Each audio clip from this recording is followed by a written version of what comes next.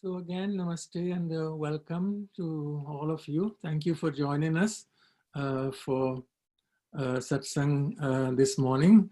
We'll continue with our study of the Nirvana Shatkam of Adi Shankara. This is the sixth discussion we are having on this small poem. Arunji has posted the last 5 of our discussions, so you can always go back and listen and review. So just to revise quickly, and then we will continue. Nacha prana sanghyo navai panchavayuhu. The 5 pranas, the energies, the energies that vitalize the physical body. These are the processes of life itself, panchapranas, which include respiration, breathing prana, apana, excretion, vyana, circulation, samana, the digestive systems, and then udana is the energy, according to our tradition, that enables the final separation from the physical body at the time of death. So, nacha prana sanghyo, I am not these energies, because all of these are seen, they are known, as we have discussed, they are part of the physical body. The Atma, Chidananda, is the awareness because of which the body and all of these vital processes are known.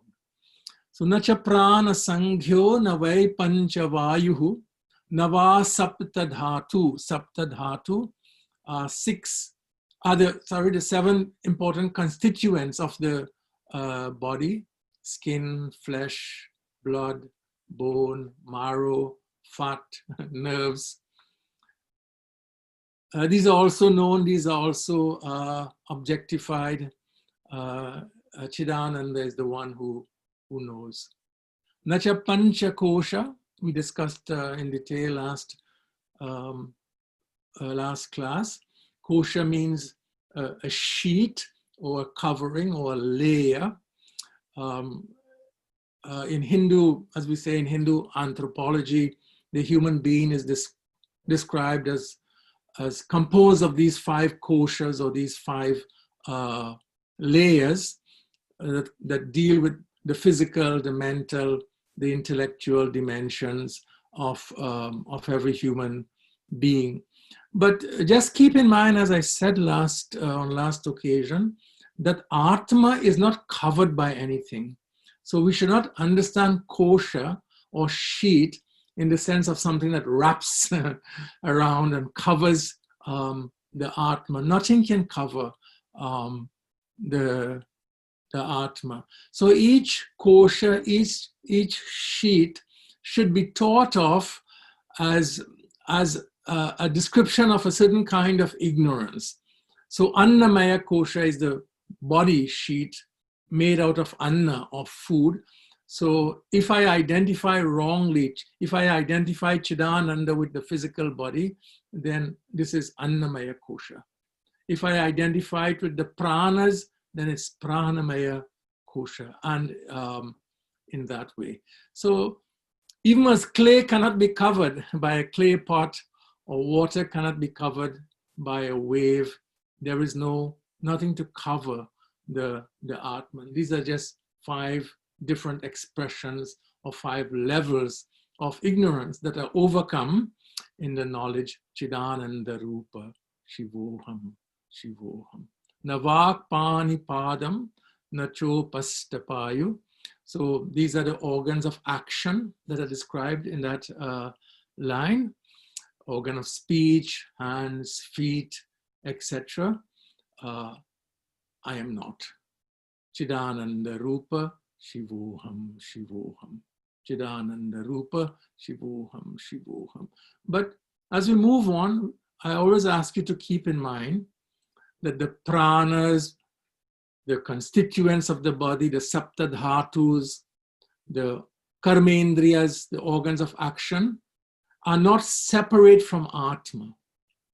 Even as we can say, keeping that example from Chandogya Upanishad in mind, that the clay pot is never separate from clay, or waves are never separate from water.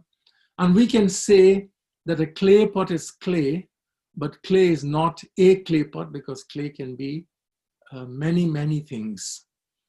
Similarly, the body is Atma, not separate from Atma. There's nothing that is separate from Atma, but Atma is not a body, because Atma is everything else. Sarvam khalu idam Brahma. Everything is Atma, everything is Brahman. Name dvesha ragau, name lobha mohau. So we discussed also raga and dvesha in our last class. Raga, a strong like, and dvesha, the opposite, a strong dislike. And likes and dislikes, raga and dvesha, these are formed in the process of growing up. They are influenced by our distinct cultures, our nationalities, our family experiences, our personal preferences. They are never abstract. Likes and dislikes have very specific objects, like for a specific food, like for a specific music, like for a specific kind of clothing, and so on. And these change in the course of our lives. Likes and dislikes in childhood are not consistent all through life. The problem is that these can become so important, these can exert themselves with such intensity and power that they define who we are. They define our personality, they mark our personalities. So a strong like is that in the presence of which I am happy, I am pleased. A strong dislike is that in the presence of which I am unhappy, I'm not pleased. So I identify so much with my likes and dislikes that I become my likes and dislikes. I become my ragas and dveshas. Aham ragi. Aham ragi means I am dislike. Aham dveshi, I am dislike. And you think about it, it's a very sad, it's a very tragic thing that if these likes and dislikes that are formed, in the process of growing up from childhood itself, and many of these can be very prejudicial, likes and dislikes, if these define us, who we are, these mark us in this very definite way, it's a very sad thing that we are nothing more, that human beings can be nothing more than these likes and dislikes that are formed in the process of growing up.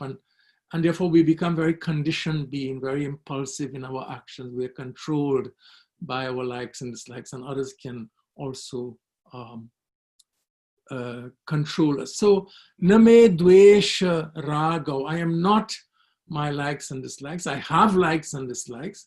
The point of Shankara is that I am not my likes and dislike. These are also conditions of the mind, they're characteristics of the mind. So the point is not that we can ever be free from likes and dislikes, but as Sri Krishna says in the Bhagavad Gita, tayorna vasham agachit, do not come under the control of these likes and dislikes. Be the controller, not the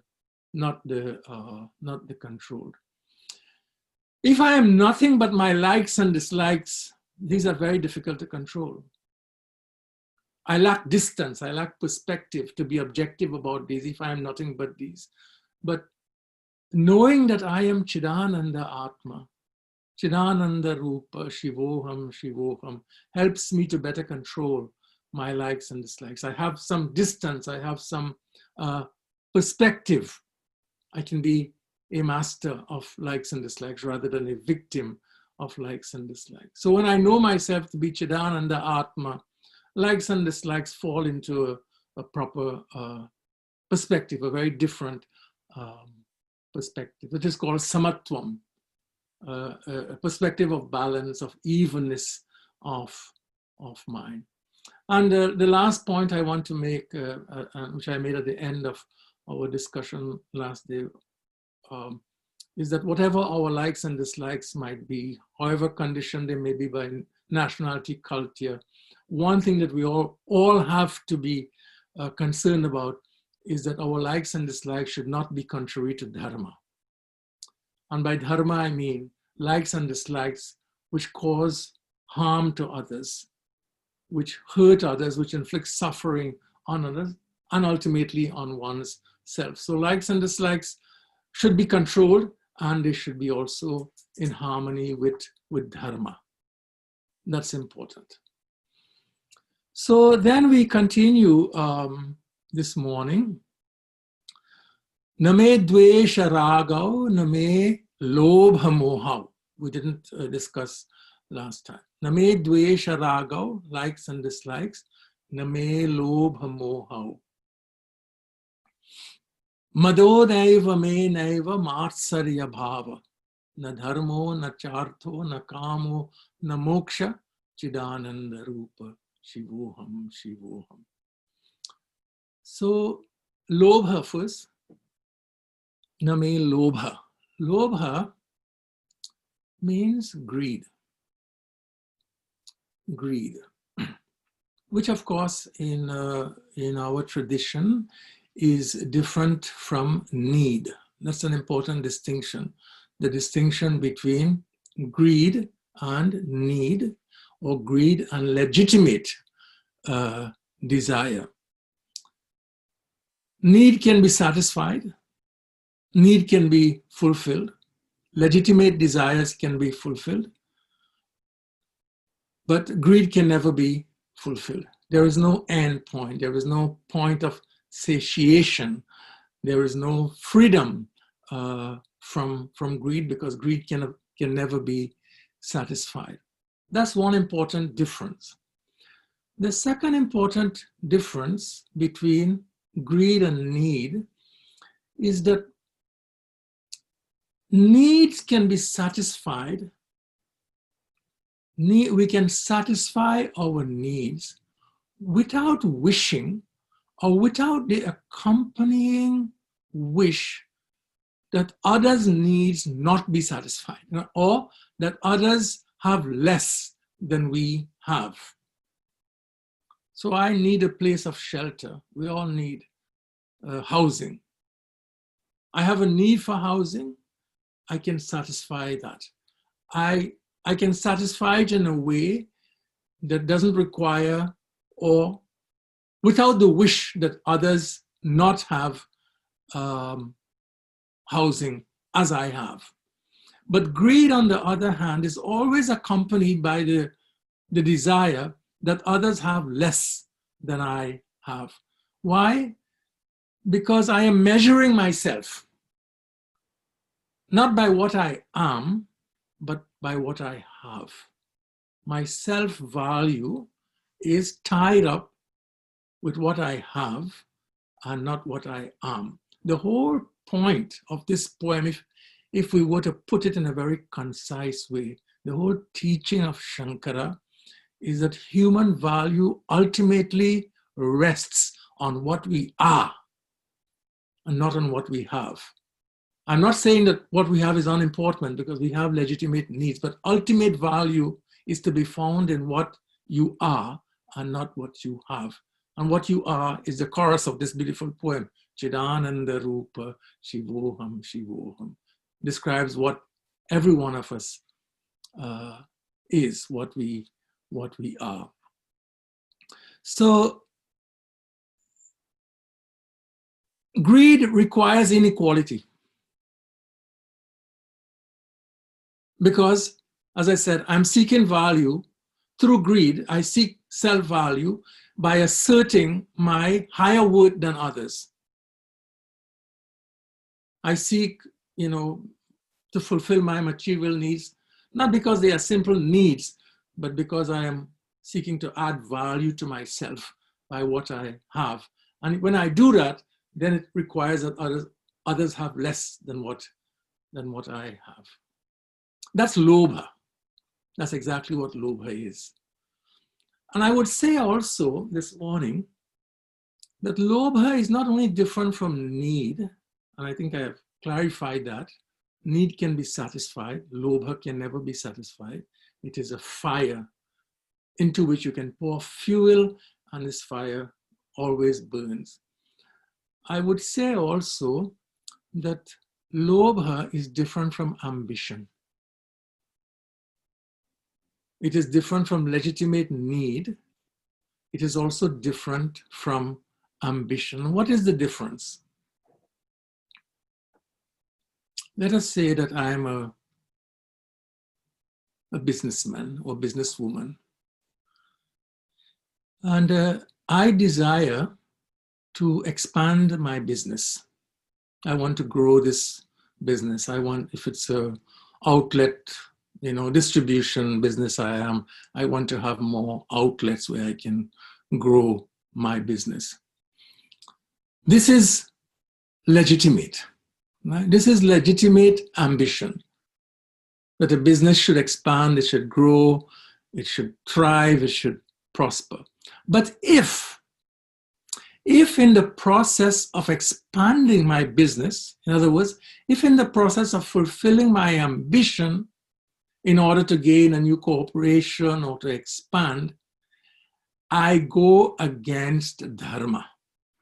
If my business is dharma viruddha, if I violate dharma. And how do I violate dharma? By hurting others. If my ambition, which is legitimate, is pursued in a way that then hurts another. Now, if I take measures, to prevent others also from growing and prospering, then that ambition becomes lobha. It's no longer ambition, it becomes greed. So when ambition goes against dharma, it is greed.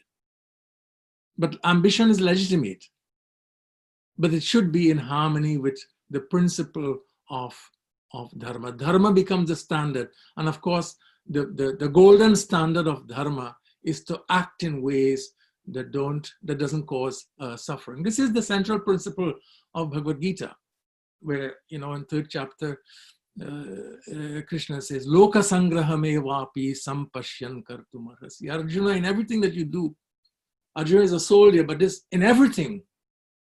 So we're speaking here about business enterprises. In everything that you do, keep also in view, be governed by the principle of concern for the common good, which he calls loka sangraha. So when ambition is pursued in a way that is consistent with the common good or the well-being of the community, then it is fine. It is not problematic. Because without ambition, one doesn't grow, one doesn't prosper. There must be drive, there must be ambition. We don't want to, to negate that or to stifle ambition. But in our tradition, simply ambition must be consistent with dharma. And it's so the transgression of dharma is lobha, is greed. The transgression of dharma is lobha. This is not, my own personal teaching. This is again, even as the Bhagavad Gita upholds the principle of the common good, loka sangraha, is very clear. Dharma aviruddho bhuteshu kamosmi bharatarshava. Where Krishna says, I am ambition. I am desire. I am ambition. I am desire. Dharma aviruddha, which is not inconsistent with dharma, or which is consistent with the principle of dharma. Dharma aviruddho bhuteshu kamosmi. I am ambition that does not violate the principle of dharma. So corporations must be also attentive to the common good. When they don't, then they become sources of social injustice. They become sources of suffering. So one who understands Atma to be Chidananda Rupa, is not free from needs. Okay, one who knows Atma to be Chidananda is not free from needs, but certainly free from greed. As I said, one who understands his or her worth, not by what he or she has, but what he or she is. Chidananda Rupa Shivoham Shivoham. Name Lobha Moha. Then he follows, it's a beautiful sequence, follows Lobha with Moha. So when we ask in the Hindu tradition, what is the source of this Lobha? What is the source of greed? What causes human beings to be susceptible to greed? We do not answer this question by saying that human nature is intrinsically flawed and evil. We do not explain greed by pointing to something defective intrinsically defective in human nature. We point to moha, lobha, moha. Moha is the same as avidya or ignorance. So, name dvesha rago, name lobha moha, ignorance, false priorities, false understanding. And basically at the heart of this false understanding is a lack of understanding of who I am, not knowing Chidananda Rupa. This is we speak, Upanishads speak of the knots of the heart, Hridaya Granthi, the knots of the heart. And the first knot is moha, or ignorance. And from ignorance comes lobha, or greed. Not knowing who I am, not knowing the truth of oneself as Chidananda Atma, there is discontent, there is emptiness. And that leads to greed, the false understanding that by continuously multiplying my desires, by adding to my possessions, I'll eventually become free from desires. That by adding to desires, there is a point of freedom from desires. That's moha. That's deluded thinking. That's false thinking. So name lobha moha, mado naiva me naiva, matsarya bhava. Mado naiva me naiva, matsarya. It's interesting. Lobha, moha, mada. So mada is thinking that one is superior to every other being. Mada is a superiority complex. Mada. Superiority complex. However that expresses itself. I belong to a superior race of people. I belong to a superior group. However, whatever that group is, whatever the dynamics might be, mada is a sense of individual superiority or group superiority or national superiority. All of that will come under this single term of mada. Lobha, moha, mada.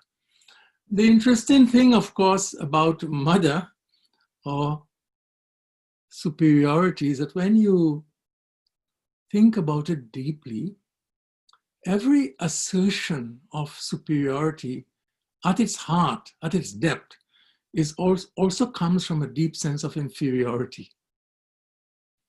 There's always, superiority comes from self-doubt, which is a sense of inferiority. When I have doubts about my own value, doubts about one's own self-worth, then this self-doubt, this sense of self-inferiority masks itself.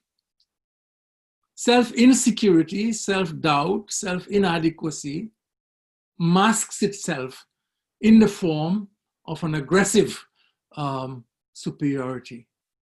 And at the heart, as I said, is this problem of thinking that in order to give worth to myself, I must diminish the worth of others. In other words, in order to value myself, I must devalue others.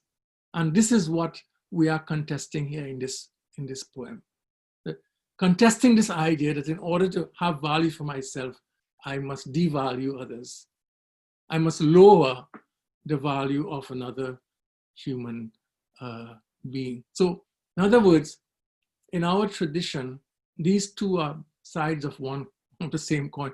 Ignorance and arrogance always go together. One side of the coin of superiority is inferiority. This is why it's mentioned here. So again, you know, Bhagavad Gita in this beautiful expression that many of you will know, Vidya Vinaya Sampanna. Krishna says, Vidya Vinaya Sampanna. One who is a person rich in knowledge, Vidya, is also Sampanna, is also rich in humility. Vidya Vinaya Sampanna. The wealth of knowledge and humility always go together. Ignorance and superiority goes together. Knowledge and humility are partners. They are friends. Mado naiva me naiva matsarya bhava. So if lobha is greed, mada is ignorance, moha is ignorance, lobha is greed, moha is ignorance, mada is a sense of superiority. Matsarya, what is matsarya? Follows logically. Matsarya is jealousy, envy of others. Envy is called matsarya. So again, you know, you can see the logic of it, that if I have a diminished sense of my self-worth, naturally I become envious of what others have, because I am measuring. Once I measure my sense of self-worth in relation to what others have or do not have, I am subject to matsarya. I'm subject to this condition of envy or jealousy. It's a very big human problem. Only truly overcome in this knowledge, Chidananda Rupa Shivoham Shivoham. Chidananda Rupa Shivoham Shivoham is the only true place where these mental diseases, I have to call them, of greed, confusion, superiority, jealousy, can be truly overcome. In the sense that if I know Chidananda Rupa Shivoham Shivoham, I don't have to measure my worth by the lesser worth of anyone else. I can in fact celebrate, which is what we should do. Celebrate others' success, celebrate others' achievement. Myself should not be so small that I cannot rejoice in another's happiness, that I cannot rejoice in another's success, that I cannot identify with another in his or her joy. Now, Tulsidas spent some time in the Ramayana on this matsarya, this jealousy. He gives a very good example, a very good description, you know, of how it expresses itself. And he says there, you know, in Uttarkand, Khalan hridaya atitapa visheshi, jarahi sada parisampati dekhi. Parasampati dekhi. When one who is a victim of matsarya encounters another person, parasampati, who has achieved some success, parasampati, whatever that success may be, success as a scholar, success as an artist, success as a musician, success as a student, whatever, parasampati, dekhi. When one sees the success of another, khalan hridaya, the heart, hridaya, burns. It's like one's heart goes afire. The heart burns as if it is cast into fire. Khalan hridaya atitapa visheshi. The heart suffers. In fact, he says that jealousy is a form of suffering. the heart suffers when it encounters the success or the achievement of the other. Khalan hridaya atitap visheshi jarahi sada parasampati dekhi jahan kahan ninda sunahi parai. But if the person who is subject to matsarya encounters or learns of the failure of another, harashahi manahu parinidhi pai, the heart rejoices as if it has discovered the greatest treasure, as if it has stumbled upon the treasure, a treasure. So the failure of the other becomes a treasure. The success of the other becomes a fire that burns the heart. Matsarya. This is Matsarya. This is this condition that Shankara speaks here about, from which the liberated is free. One who knows Chidananda Rupa Shivoham Shivoham. If this knowledge is meaningful, then it liberates, it frees from this deep human. So much, there is so much pain, so much human tragedy, can be traced back to this condition of Matsarya, this condition of envy, because he doesn't mention it here, but then you can add, lobha, moha, mada, matsarya, krodha, anger. Anger is also one of the fruits of this avidya. Krodha also follows. If we're all seeking to understand ourselves, Chidananda Rupa, Shivoham, Shivoham, until that time, when that knowledge is well established in our hearts and minds, minimally, we should all check these tendencies, especially the tendency to matsarya in our hearts. And how can we do it? If we find ourselves wishing others unhappiness or failure, we should pray for their greater success.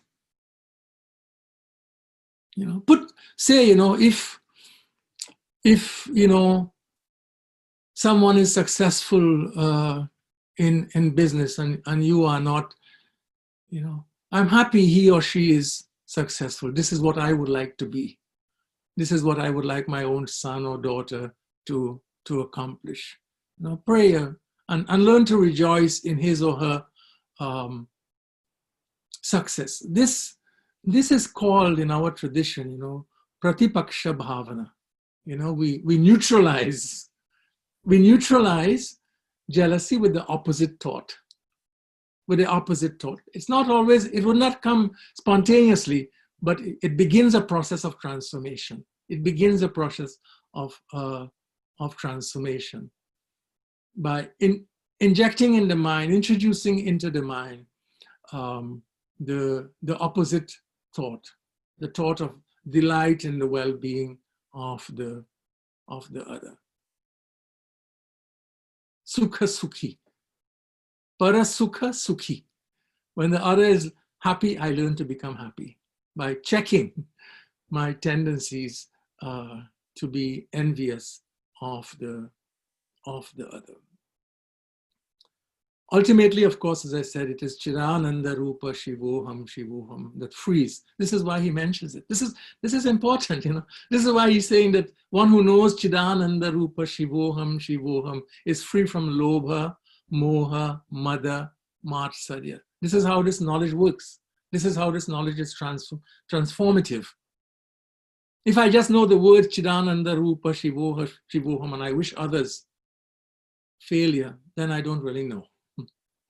I know words, but these words have not gone deep into my mind and into my heart. Na dharmo, na chartho, na kamo, na moksha. Third line.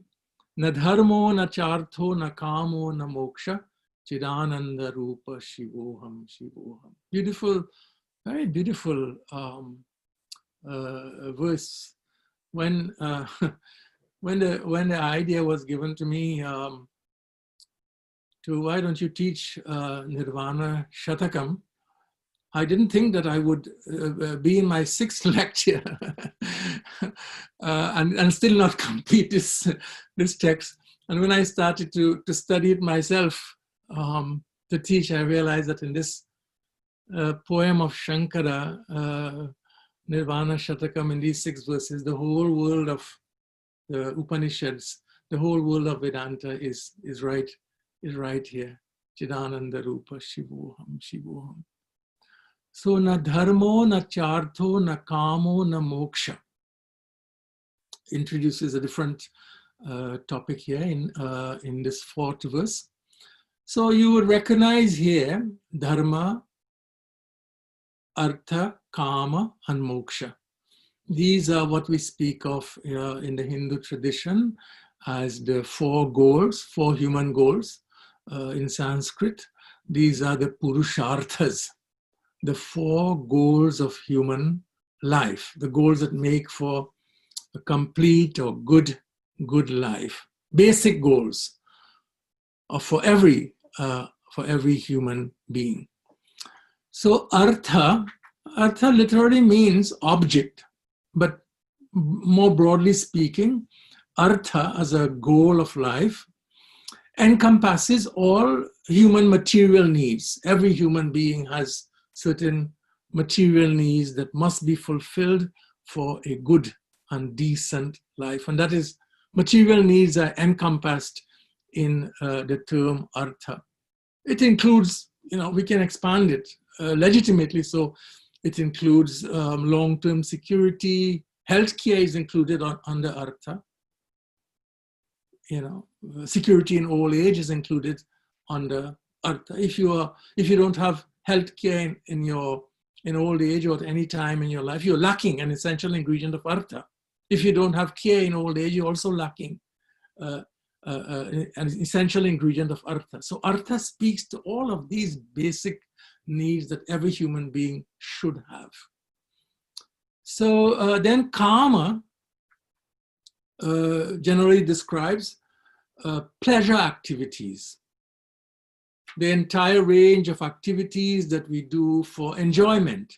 And again, these activities would differ depending on culture, geography, nationality, etc. So kama will even include, the kinds of foods that I enjoy, the meals that I look forward to, the sports that I play or the sports that I follow, all of my leisure activities would all be included under kama. And dharma, which I have already spoken about, dharma is the corpus, the collection of ethical values that guide our relationships with each other. But in our Hindu tradition, dharma also includes our relationship with the natural world. So dharma is not limited to human relationships, but our relationships with human beings and the entire natural world in which we live. In other words, dharma in the Hindu tradition, or ethics in the Hindu tradition, is an important point. Ethics are not, as we say, anthropocentric. In other words, they do not focus only on human-to-human relationships, but they focus on our relationships with all living beings and also with the elements.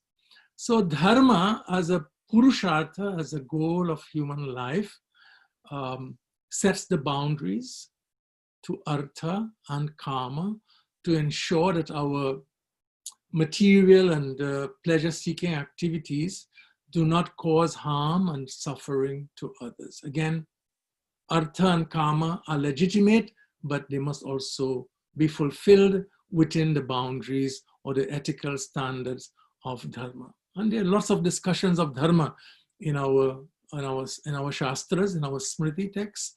Dharma includes values like ahimsa, not hurting others, satya, truth speaking, asteya, not taking others' property, aparigraha, generosity, brahmacharya, self-control, and so on and so forth. We all benefit when others practice these virtues. When others are not hurting, when others tell the truth, when others are generous, we all benefit. And so we should also reciprocate. Dharma is always meaningful when it is mutual, when it is not one-sided. And then moksha, the fourth, is what we call, so we have the purusharthas, chaturvid purusharthas, the four goals of human life. And moksha is called parama purushartha. It is the highest pursuit. All pursuits culminate in moksha. Moksha is what we have been discussing. Chidananda Rupa Shivoham Shivoham. That understanding, that wisdom, that self-understanding is in fact moksha. But the question I want to ask is, what is the significance? So he says here, na dharmo, na chartho, na kamo, na moksha. What is the significance of these purusharthas in the life of the one who knows Chidananda Rupa Shivoham Shivoham? How does it differ? How do these purusharthas differ for the unliberated and the liberated? So you can connect, what I said before. So like everyone else, we should all be clear about this. Whether you are liberated or unliberated, you have basic material needs. No human being, liberated or unliberated, does not have needs. But what is different here, and this is what I said before, is freedom from greed, freedom from lobha. Liberated persons have needs, but we expect that they should be free from greed. Liberated persons also participate in pleasure activities, karma, on the basis of their own likes and dislikes. I'll give you an example, When I went to India many years ago to live and study in the ashram with my guru, Swami Dayananda Saraswati, in the ashram, there were many elderly monks, very, very, very elderly monks. They must have been in their late 70s, early 80s, elderly monks. Soon after I arrived in the ashram, and these monks learned or heard that I was from, they didn't know Trinidad, but they knew the West Indies.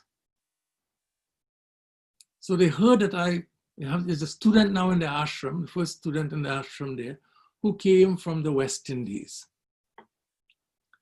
So then they all sought me out. They all sought me out. They came to my room. And what did they want to speak to me about? They wanted to talk to me about cricket. Cricket. They were all passionate, great karma for cricket. They wanted to know about cricket, and because I came from the West Indies and I was tall and all that, they assumed that I would be a good cricketer also.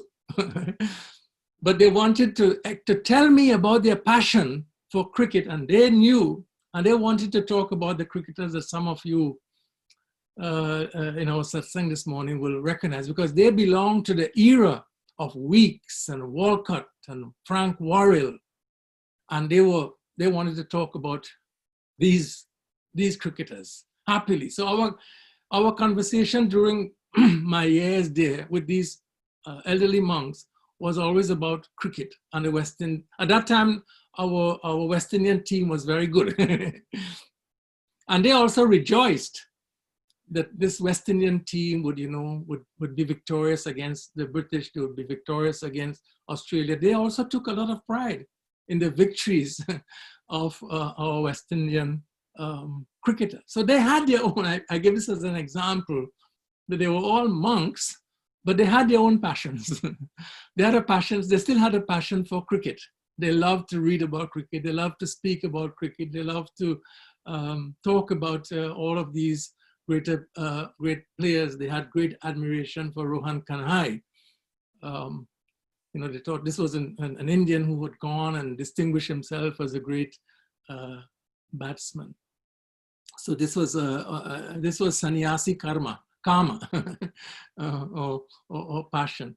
But what is the difference is that with kama, even as with artha, there is need without greed. In the case of kama, there is pleasure without addiction. That is what I would say is the difference between the liberated and unliberated.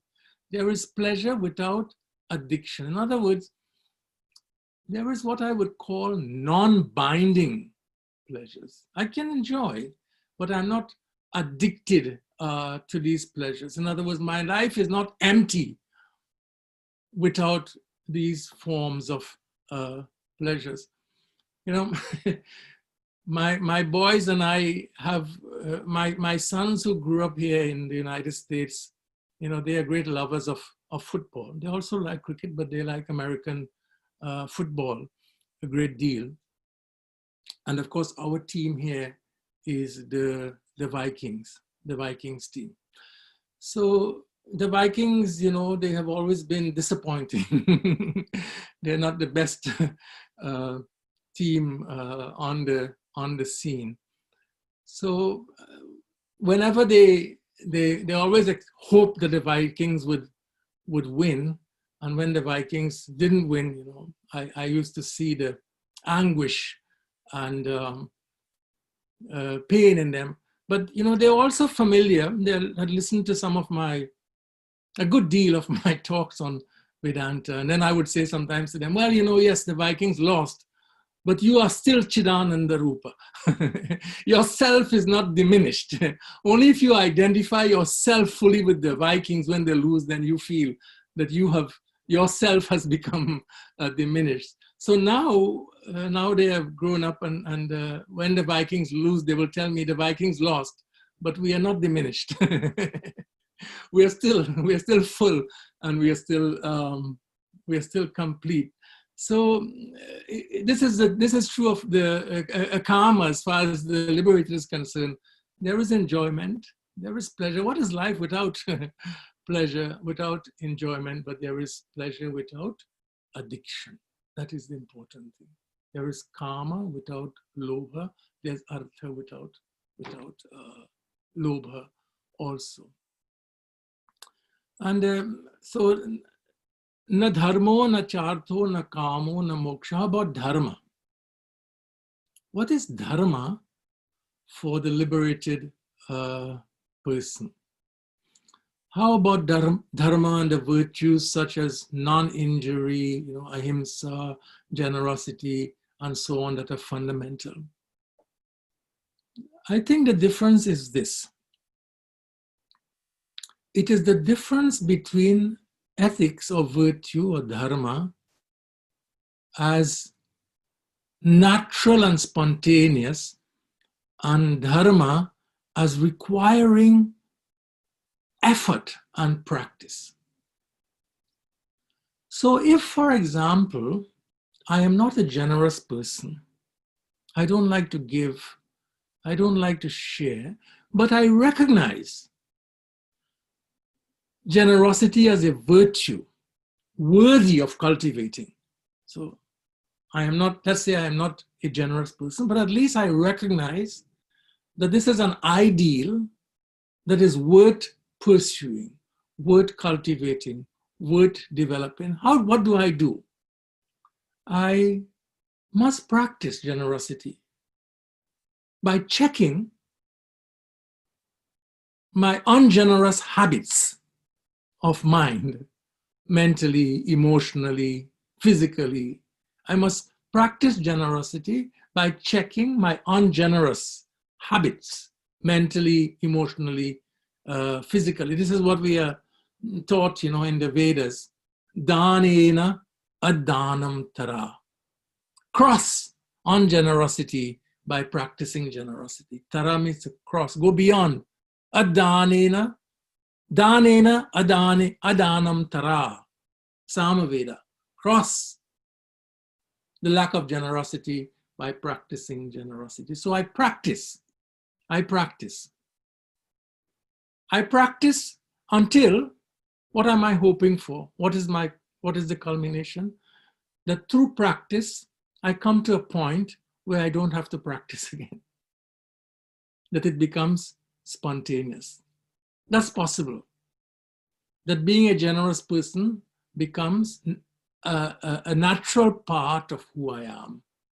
But my disposition is generosity. So I move from the absence of generosity to generosity that has now become natural and spontaneous, as we say, sarala, smooth.